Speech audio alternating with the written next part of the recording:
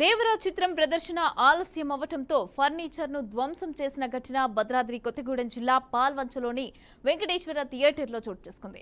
ఇక జూనియర్ ఎన్టీఆర్ నటించిన దేవరా చిత్రం నేడు విడుదల కావడంతో చిత్రం చూసేందుకు వచ్చిన అభిమానులకు థియేటర్లో టెక్నికల్ ప్రాబ్లంతో చిత్ర ప్రదర్శన ఆలస్యమైంది. ఇక దీంతో నిరాశ చెందిన ఫ్యాన్స్ ఆగ్రహించి ఫర్నిచర్ ధ్వంసానికి పాల్పడ్డారు. ఇక పోలీసులు రంగప్రవేశం చేసి శాంతింపజేశారు. అనంతరం చిత్ర ప్రదర్శన ప్రారంభమైంది.